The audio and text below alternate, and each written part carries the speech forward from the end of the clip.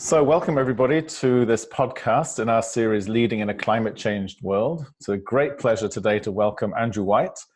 Andrew is Associate Dean for Executive Education and Corporate Relations at Saïd Business School, and he's been in that post since 2010.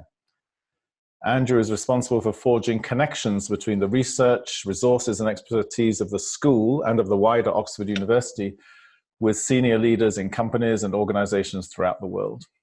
He is responsible for leading the development and delivery of executive programs which serve as the primary platform for the school's communication with those facing the demands of leadership in the 21st century. Andrew is an experienced program director, teacher, and researcher. He has directed and taught on a wide range of executive development programs for organizations such as BAE Systems, Lloyd's Market Association, the Government of Abu Dhabi, Avon Cosmetics, State Farm, and IBM. He also acts as a consultant to a number of international organizations. He's a fellow of the Royal Society for the Encouragement of Arts, Manufacturers and Commerce, and is a scholar with the Advanced Institute of Management Research. And alongside his current role at the school, in case he didn't have enough to do, Andrew is a fellow of Green Templeton College at the University of Oxford.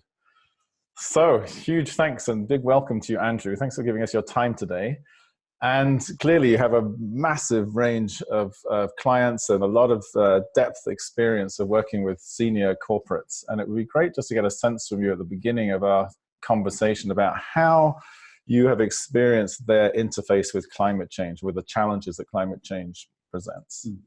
So first of all, Robin, thank you for interviewing me about this. So looking forward to a good conversation. So to answer your question, what I would say, and I think my first observation is, I think the debate's over. So some of the things which we were seeing historically, where you had some CEOs coming out in favor of climate change, others you could say were in denial around some of the things. You know, certainly what I see, I don't see that debate is no longer there. I think the question now is how. And I'll explain why I think some of the, why that debate's gone. I think because, what people are realizing is, and I think a lot of this came out of the investor community, they were looking at some of the investments that were going into coal power stations and gas power stations. And these things have a payback over decades. It's not like electronic products, which are in the short term. And just realizing that the world was changing, that the economics of the sustainable technologies were changing. And therefore, they didn't want their capital tied up in some of these things. So I think fundamentally what's underpinning a lot of this is two things happening. One is people realizing that, we're destroying the world in the way we're currently operating business and consuming. And the second thing is the technologies that are, not all of them, but some of them are at the core of causing those problems, just don't create good investment returns anymore. So I think that has caused a big shift in where capital is going and is driving a number of things in companies. So I think what you could say is where you had CSR initiatives on the one hand, and shareholders on the other, or profit objectives on the other. These things were separate. I think they've converged. And you often see with some companies that are just not having CSR departments anymore. The climate objectives are coming down through the businesses because they're important. And they're important, yes, because, as I say, the investment dynamics have changed. That's causing a change in product portfolio. You've got regulatory implications coming through in a much stronger way. Some firms are struggling to recruit younger people if they aren't seeing, to be an organization that's trying to do the right thing for the climate. We're seeing in the business school an increasing focus on measurement. And what does good measurement mean? So I think from a number of different points of view, that's why the debate's over. And I think where organizations are now is, how do they make the big shifts in terms of capital allocation, in terms of investments, in terms of product portfolio, to really bring to life what they believe, what they see, and what they know is the right thing to do. Well, that sounds very rosy, I have to say. And the debate's over, and it just sounds like what you're saying is it's a question of time. It's not a question of whether it's going to happen. It's kind of when it's going to happen. Well, not quite, but yeah. So I think it's a lot rosier than perhaps it was 10 years ago. Right. So what I'm interested in is where are the companies, or what is the kind of leadership that's teasing out or enabling some companies to be ahead of the curve? Some companies are behind the curve. Some companies, it seems to me, have kind of CEOs and a C-suite who kind of get the big picture, but have people who are still, working on the factory floor saying, well, I'm just going to do what I do until somebody tells me I can't. Like what's characterizing the differences between the organizations you encounter? Yeah. So I need to take you back about 3 years, and I give you an example from 2 oil companies. And this was a conversation. I can't go into the names of them for confidential reasons. Some of the things are in the public domain that you can see. But, I was in a conference where there was a CEO of a long-established oil company, and somebody asked them, what are you going to do when the world no longer needs oil? And his response was, and I summarize it quite accurately. He said, we produce oil. Black stuff comes out of the ground. That's what we do. No more oil, no more us. I contrast that with the senior group from another oil company where they put electric charging stations into their executive car park, and they started to shift to electricity. Now, when you're standing on the outside, what that second company doesn't seem to be a lot. But when you think this is what these people believe, this is where they've created their futures, they've staked so much of their identity and their ego needs on oil. To make that shift, that actually we're charging our cars through electricity, so we're fueling our cars through electricity, and that electricity is coming off solar panels on our roof, and we are investing in that. To me, those symbolic acts or symbolic statements are hugely important. And frankly, as an investor, where would you put your money? Forget about the climate. You'd put it with the group that are actually have a vision of the future and are going to make some kind of symbolic act about that in terms of what they see as the shift. So that would be one thing I would see. It's the symbolic acts that these companies do, and the statements and the narrative that comes out of the senior people. Right. So what is it that enables one person to see that and another person to say, we're just doing oil, because I also encounter people where these companies are in very different places. So what is it what's the kind of characteristics of the leadership that says we're going to put electric charging stations in the car park, and why isn't everybody getting it?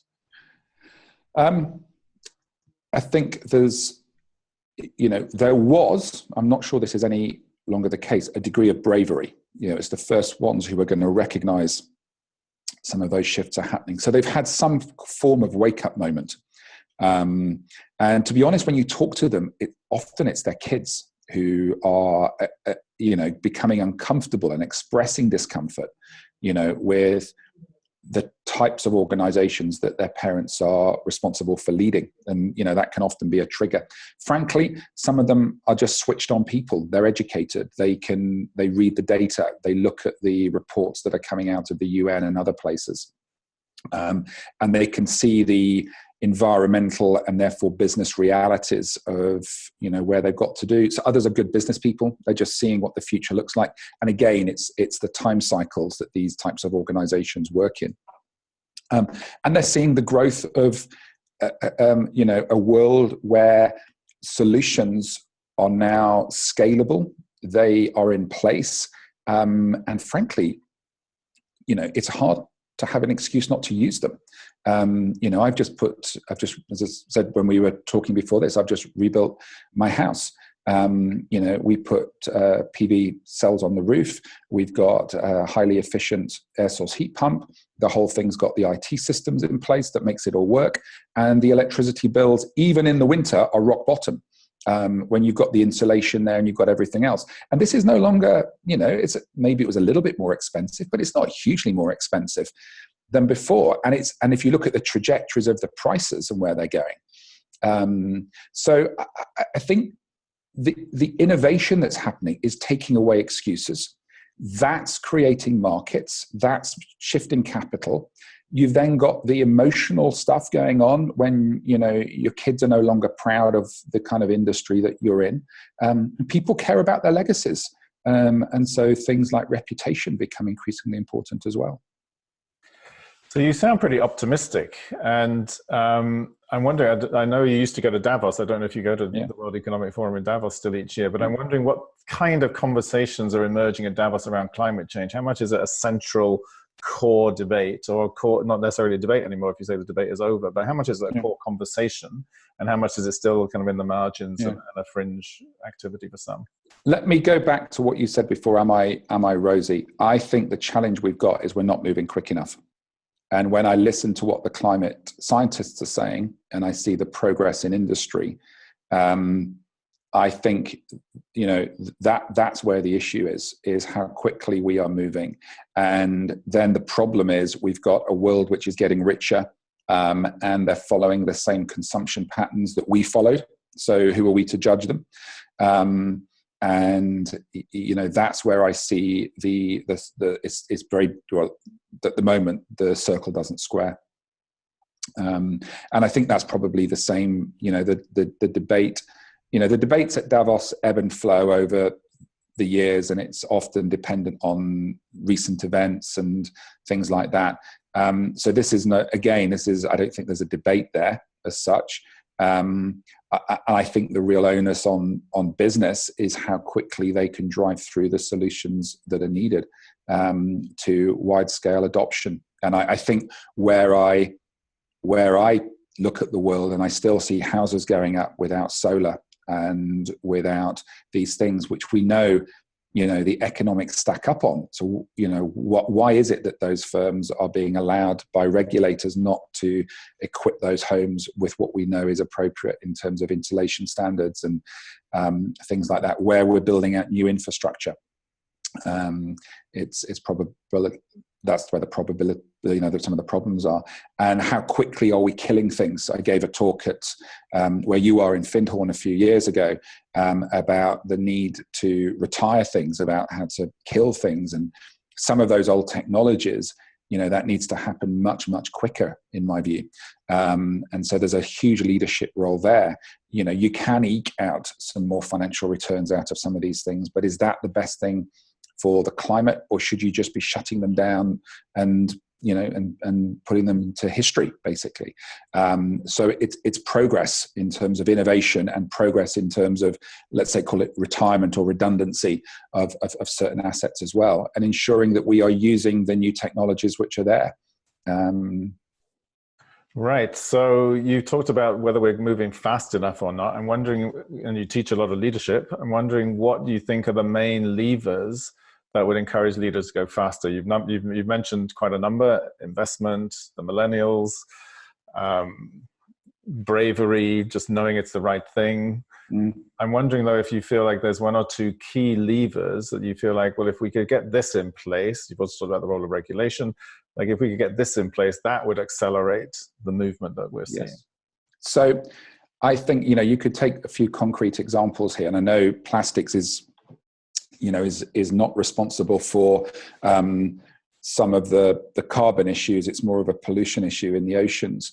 But the regulators could move much, much quicker in just plastic is basically too cheap an option. And to me, when you look at businesses, excuse me, that's actually quite simple to solve. You need brave politicians who are, you know, really focusing on driving down plastic consumption and making it, you know, a less cheap option for firms, and perhaps shifting some of the taxation they may put in place to subsidize innovation in some of the other industries that are making more or less polluting and harmful packaging. So I think there's a role for regulators. That said, the world of politics is not in a particularly stable or focused place at the moment. And I think what you're finding is more and more leaders in private are saying, you know, we have to address these things. I don't think that's spilled out yet really into the public discourse. And it's going to take a few of them to be brave. And I'll give you an example of what I mean by that. This is in a different space, but the US healthcare retailer, CVS, a few years ago went through a whole conversation around what its purpose was. And it's very similar for those of you who are watching in the UK to Boots, the retailer that we know. And they realized that they were selling cigarettes alongside healthcare. And they said, this is incompatible. If our purpose is healthcare, you shouldn't be collecting a prescription for medication and then buying a packet of cigarettes. So they took a decision to remove cigarettes from their stores. That cost them about $2 billion of income on an annualized basis. To me, that's an organization which is being serious about what it's doing. So I think we need more decisions like that, where you come to a realization that there is an inherent tension or paradox between what you're espousing on the one hand, what you believe, and what you're doing. And then you are wise about and brave about the decisions you make, to move out of those areas, to stop doing certain things, or to bring innovation to what you do. And what I would say is that there is a huge opportunity, a huge business opportunity, which is aligned with reducing carbon. If you think about the firms that are moving into that space, in terms of food and drink, in terms of fashion, in terms of the energy companies, it's not as though we're going to stop spending money. It's more and more of us want to spend our money as consumers in different ways. So we need more and more solutions that work for us, and the companies that can do that are going to continue to grow and continue to be profitable. Which is why I think if you get this right, it doesn't apply to everybody, but these things on profitable growth and addressing the climate are not in tension with each other. Right, because sometimes people say, "Well, I can't afford to do the ethical thing." Yeah, and I think in some cases you can't afford not to. And that's not just for the ethical reasons, it's for the business reasons. And that's what I see as, I wouldn't say it's converged, but I would say there's much more of an overlap between these things than there have been in the past. Now, I personally wouldn't want to be in some of the food businesses that have been around for the last 30 years. I think their products are looking increasingly old, they're tired, they're consuming too much plastic. That's not what people want. They're wanting organic things, they're wanting, more plant-based products, with ethical packaging, through more local production. That's the way the market is going. And the firms that can get into that space are the ones that are going to succeed. Right, I couldn't agree with you more. But I'm wondering also, how much is there a role for what gets measured? Like, you'll be aware of the triple bottom line idea, that we don't just measure profit, we also measure the impact we have on people and on the planet. Yeah. And often what we can measure gets results. So are you seeing the adoption of different metrics in the organizations you're working with? Yes, but not where it needs to be. And I think this is one of the big things which we're going to see a shift on in the next few years. And I think it's being driven by capital. There is a particularly interesting group of what I would call second generation wealth.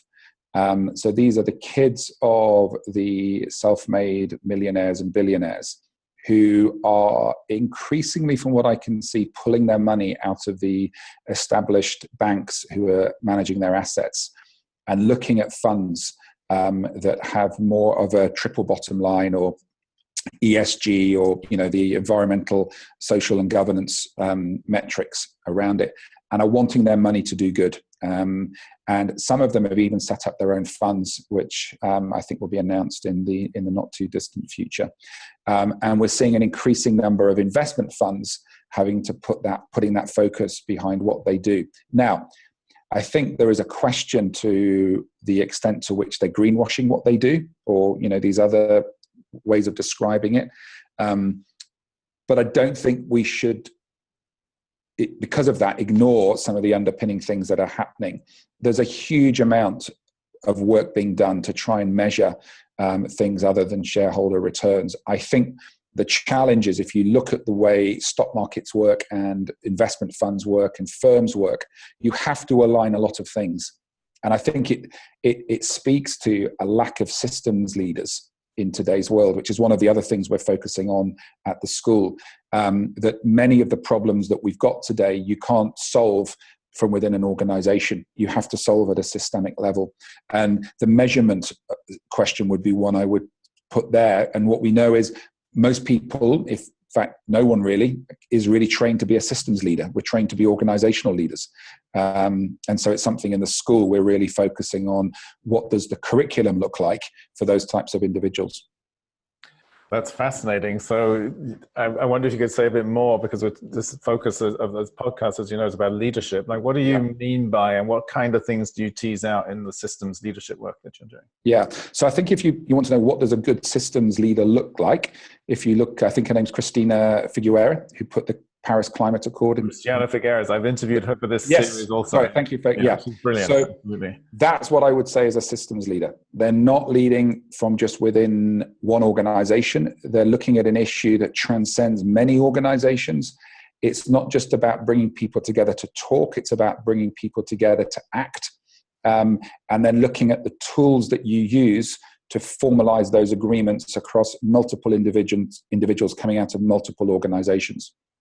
So we need more people like that, I think.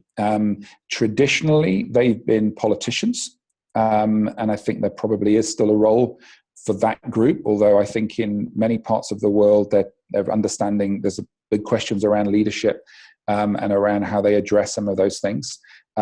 So what we're doing is firstly helping people to map out what those systems look like, to understand the nature of the systemic challenges, to look at the types of solutions that you can use, and the types of inter-organizational contractual frameworks or agreement frameworks that need to be in place. And again, the law doesn't tend to, bring a lot of those solutions about. And so, there's a lot that's needed in that space. And then how do you think like a systems leader? How do you understand things from a multi-stakeholder point of view? And I think, the world's been very good at convening talking shops. And I think it's clear to say that's not what we don't need more talking shops. This is about moving to action and individuals that can, encourage and nudge and persuade and negotiate, those types of, agreements that are needed, that hold countries and organizations to account. And I think what you're saying is more and more companies hungry for those things, because if they've got those things, they aren't then disadvantaged. I think this is one of the things we've got to help companies with.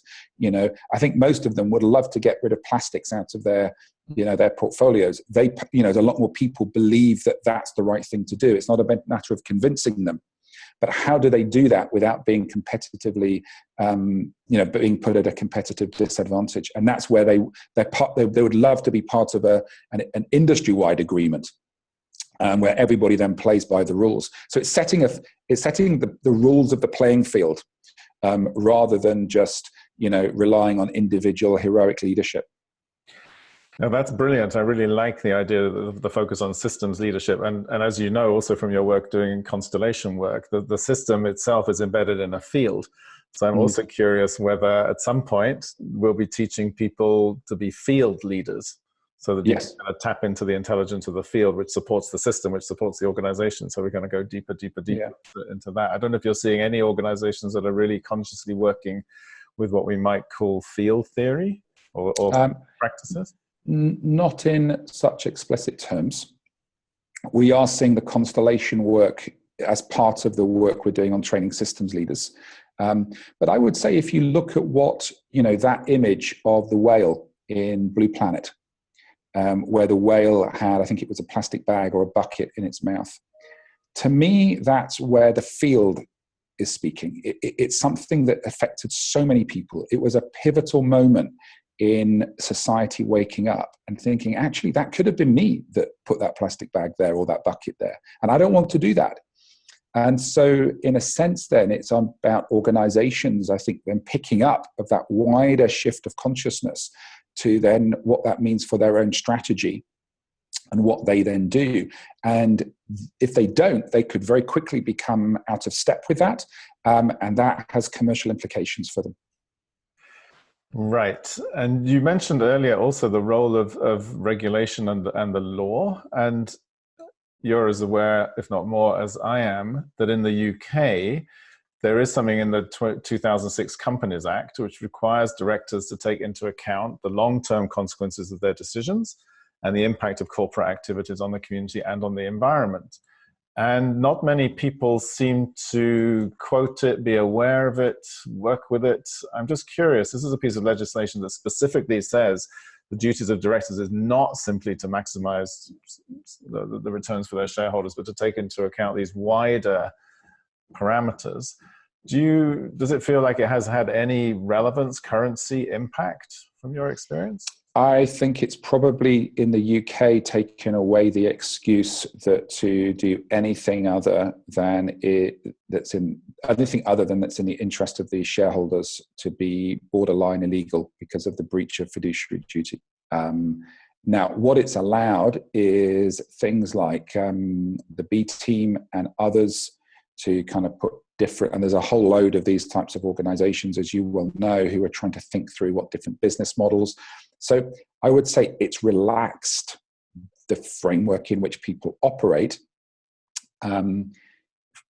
Has it maximized its potential? Probably not, but that's down to the government in terms of how it produces the case law around it.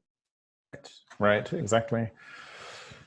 I'm just wondering if there's anything else you want to touch in on. I feel like we've had a deep and wide-ranging conversation already. It does feel to me like you're sitting in a fairly optimistic camp in terms of people getting the issue and getting the topic and getting the need to change. Whether they're moving fast enough is the key question from where you sit. I would say optimistic and pessimistic. Optimistic because of those reasons. Pessimistic because we're not moving quick enough. So I wouldn't say I was in a pure optimistic camp at all. I just see that the debate has fundamentally shifted from where it was 10 years ago. No, I think the thing which we haven't really grasped in all of this is, and I don't think we can continue to consume as we're consuming at the volumes that we're consuming with the numbers of people that we've got. And that's the bit that I don't think anyone's really got their head around. And, you know, if our economy was to contract by 20% because we didn't need as much stuff, and that may happen without any regulatory intervention. It may just happen because people, you know, have passed through this consumer cycle or this cycle within human evolution. But then when you put that into a global context, you know, I think what makes us happy in life and what gives us satisfaction, you know, I think some of those questions are going to become more and more relevant, I think, particularly with mass automation. And whether that happens, I think there's a question over, but certainly there's the potential for it to happen. And therefore, what does work look like? Where, you know, employment for most people has given them an identity, an income, security, and a sense of purpose in life. And that feels as though it may not be as robust as a means to do that going forward. So where we get joy from, where we get satisfaction from, where we get a sense of purpose from, you know, work and consumption have been two dominant forces, certainly over the last few decades. And, you know, they may not be as dominant in the future. But what replaces them, I think, you know, there are some big questions around. And that's not just an individual question, that's a societal question, if it's really to make an impact. And that's where I see, you know, there's two edges. There's that which is a big macro edge, which is, you know, I don't know what the answers are. And then there's the go faster, which I think is much more present. And I think, you know, is you can feel things speeding up in front of us. Yeah, brilliant. I realize I do have one more little question, which is really because it's about leadership that we're focusing on. Like, where is it always the CEO that needs to get it? Can it be the board that gets it? Can it be some middle manager who gets it? Like, where does the leadership start to catalyze the shift in an organization? Where's the lever in terms of positions in organizations that understand the need to do all the things you talked about around climate change? So we have seen a number of examples of where, and I think if we can broaden out just from climate change, I think if it's just the leader, then there can be problems. And we saw that with Anthony Jenkins in Barclays. We saw that with the CEO of Grant Thornton, or the managing partner, Sasha Ramanonovich, I think if I pronounced the name correctly. where they, I think, got too far out ahead of the rest of their organization.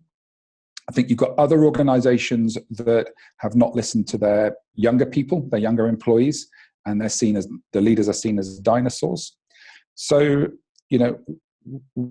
I think this probably transcends a whole group of individuals, and it's the individuals who can really take the system around them with them. And, we know that Paul Polman in Unilever did this over the last 10 years. And it wasn't just about him and a group of people who were around him at the top, but it was his board. It was what he said to shareholders. It was the way he brought in, organizations which historically had a very arm's length relationship with business, like Greenpeace and Oxfam and Amnesty and others, and built relationships and interventions and used them as consultants. That then enabled them to attract a very different caliber of young people coming in, and be a sought after employer for highly educated young people who also cared about the people and planet, as they would characterize it. So, and then you've got a whole army of individuals who are working on these things. So now, but without someone at the top, I think it becomes very difficult. But if there's someone at the top thinks they can do it themselves, I think it's also an impossible task as well. So it is about leadership, and it's about a whole community of people inside and outside the organization addressing some of these things. Right, and that's maybe a good place to close, because it also reflects back to what you said about systemic leadership, because Paul Polman, yes, for example, at Unilever, is someone who really understands the need to listen to the system as a whole. Yeah. As you say, he brings in unlikely partners to have conversations with and says, I can't do this without knowing what the impact is for you in Nigerian women or whatever. Like, he'll bring in a very broad group of people into one big tent that's Unilever.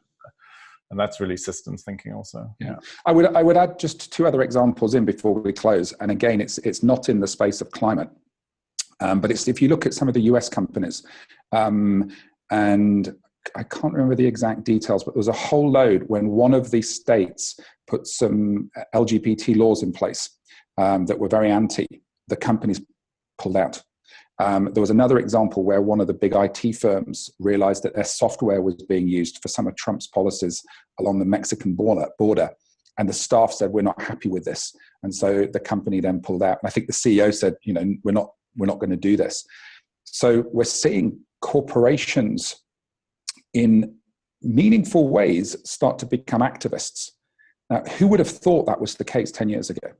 Where they're saying, we're uncomfortable with this. And I think as we got more polarized politics, organizations are finding a voice and a power in where they base their offices and, the policies that they put in place.